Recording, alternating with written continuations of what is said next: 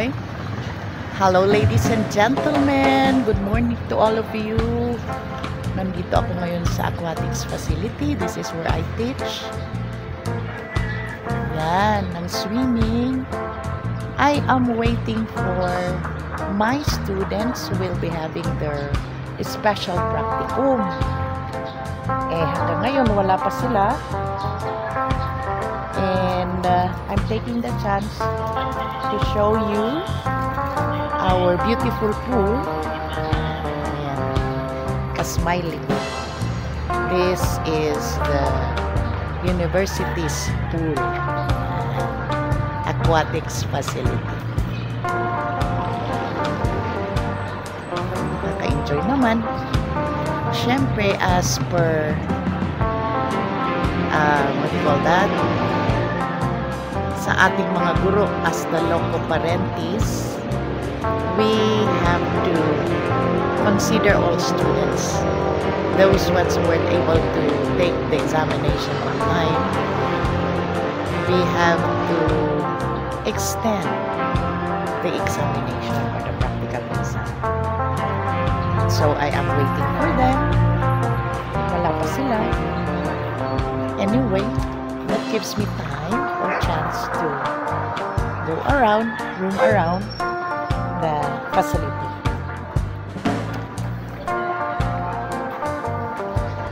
Okay, nililinis nila ang ating pool para malinis na malinis.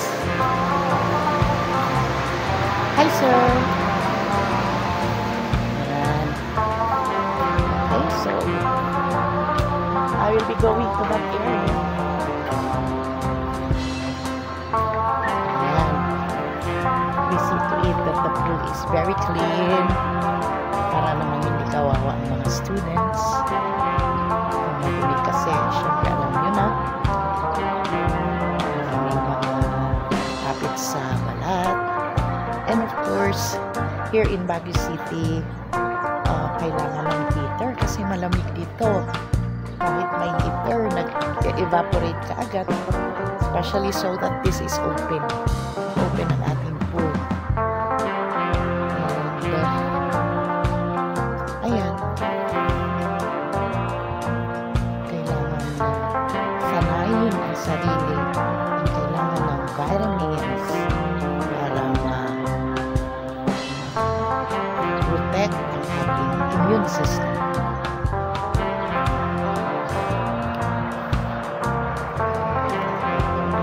I am waiting. So ito yung ating safety rules and guidelines. Napakita ko sa inyo. There you go. The use of the swimming pool, hygiene, madaming nakasulat. The facility is adhering to the guidelines, safety and hygiene rules. I am still waiting for the students.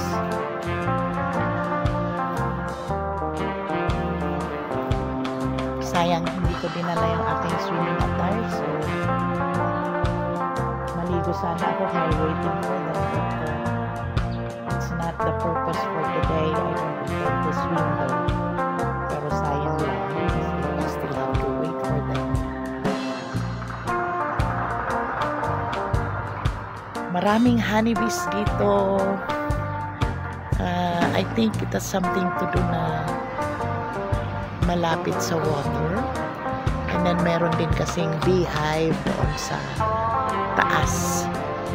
Sa taas. Somewhere over there. And sa area doon. So, kung minsan, na-sting na rin ang ka-smiling ninyo. Some of the students were.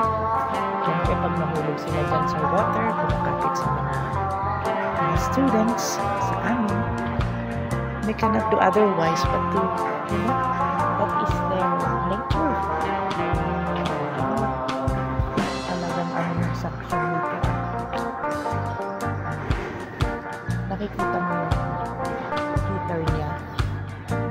baba.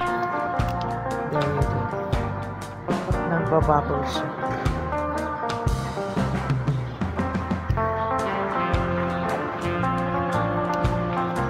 So, the bleachers. Ito naman yung bleachers. Kung saan minsan, nagpipicture kami ng mga students. This is where we take the attendance and checking of the attendance, I should say, and checking of the uniforms as well. We always tell our students the importance of using the cap. Kasi syempre, we have to take care of the pool. We have to take care of, you know, the maintenance of the pool. Kasi pag hindi nagkakap ang mga students, napupunta doon sa, what we call that? Drain. Something. Napupuno doon, and sometimes that's the reason why nasisira yung drainage niya. Okay? Ayun. I am still waiting for students. Sana dumating na sila.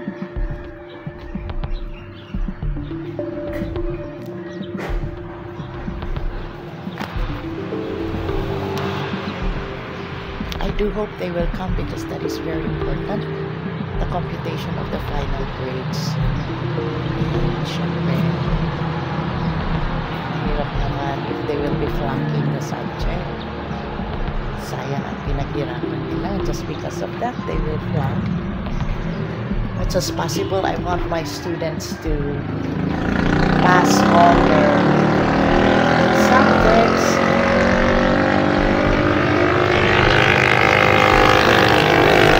Wala pa sila. Maybe I'm going to message them in a bit, in a while. Hi, Seri. We also have our guard dog here. Police dog, Seri. See, Seri, no? Hi, Seri. Look at me. Ayaw niyang tumingin, no?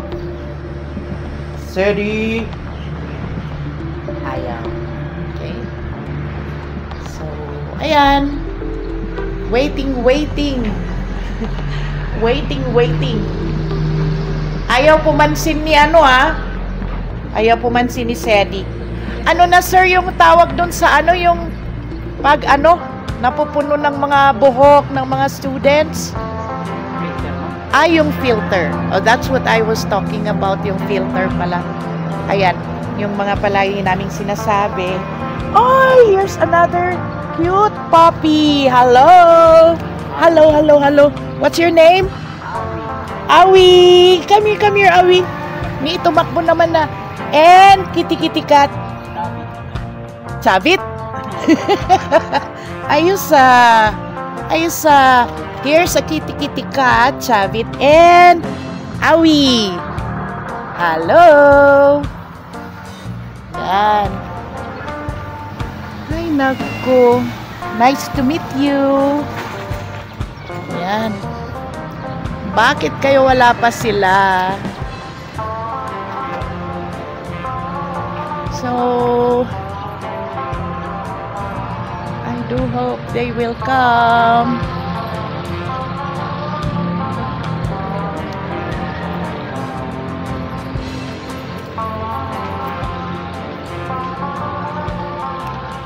Filter pala.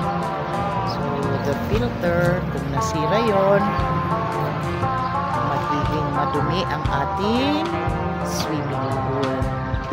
Now, you see, maintain nila, nililisan nila ang pool. Kita mo naman yung heater.